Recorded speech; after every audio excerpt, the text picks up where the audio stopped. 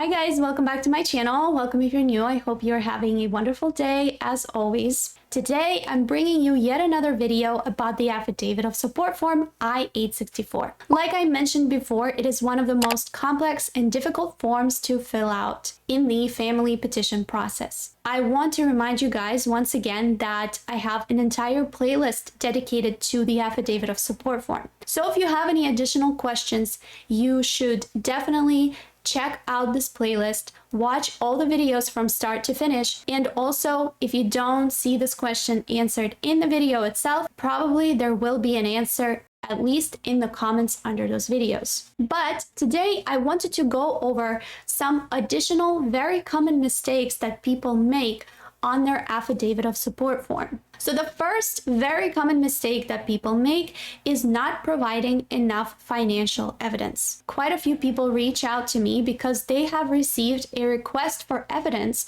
specifically for their I-864 Affidavit of Support form. And that is because they have not provided enough proof of income or enough proof of their tax returns as well. When you are indicating taxes on your I-864 form, you should be providing evidence of those tax returns. You can provide a copy of your own tax returns, and in that case, you will need to provide each and every form W-2 or 1099 or any kind of Schedule ABC, whatever it is that is connected to your taxes, you have to provide that evidence. On the other hand, if you are planning to submit IRS transcripts as proof of your taxes, in that case, you don't need to provide copies of your W-2s or 1099s. However, keep in mind that if you are a sponsor who is filing their taxes jointly with the spouse and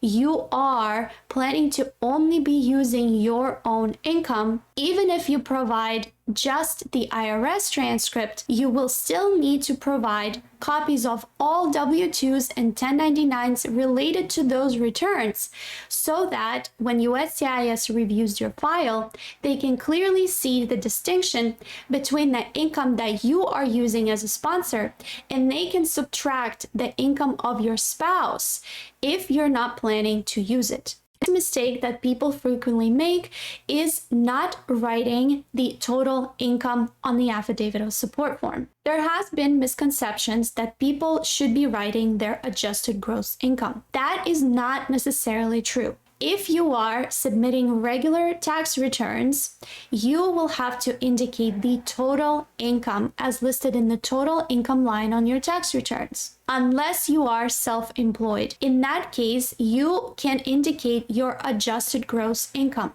However, as a self-employed person, you must provide copies of all different schedules that you submit with your tax returns to show specific profits from your business to be eligible to sponsor an intending immigrant. Next very common mistake that happens more frequently than you would think is not providing the Affidavit of Support form from the petitioner. In some cases, when the petitioner does not make enough income to sponsor the intending immigrant, they can receive help from their household members or joint sponsors.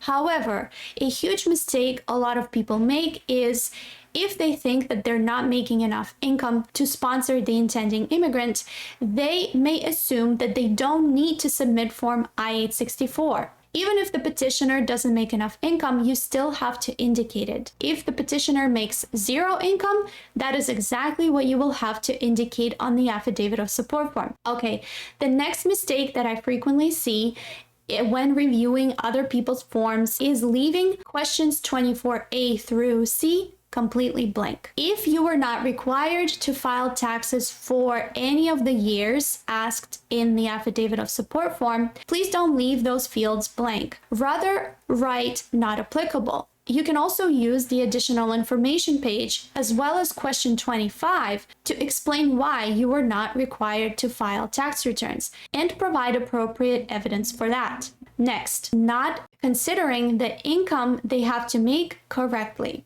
So this is a thing that a lot of people typically trip up on.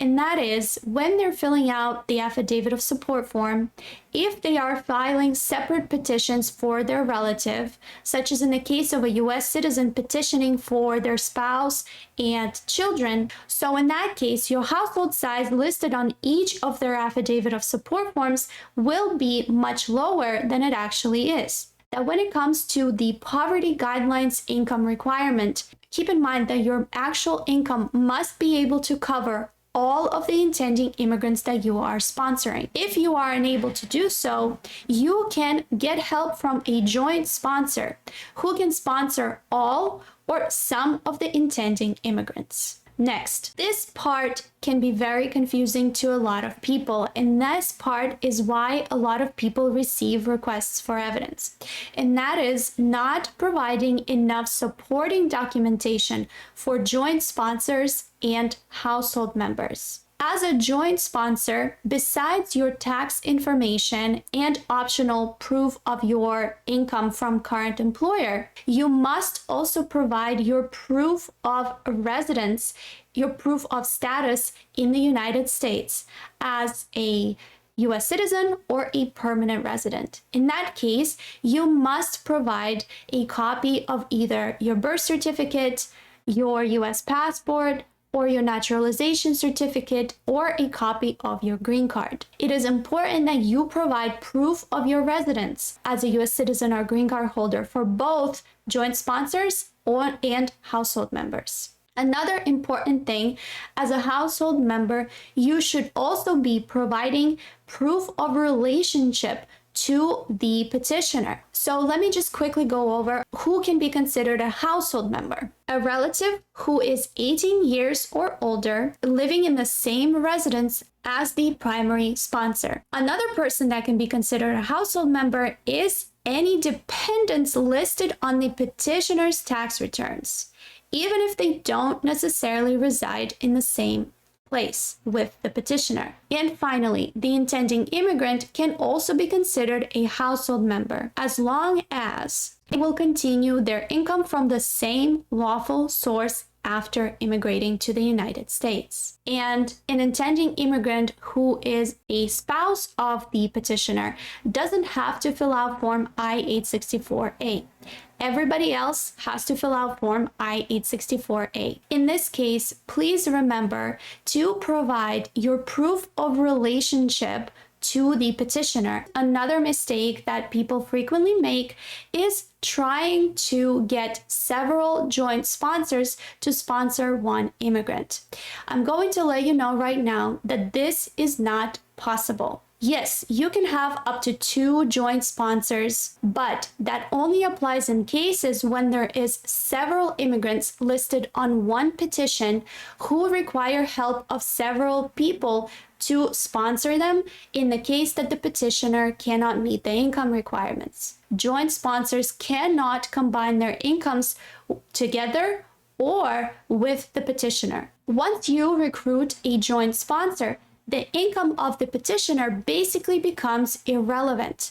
In that case, the joint sponsor will take the entire responsibility for sponsoring the intending immigrant.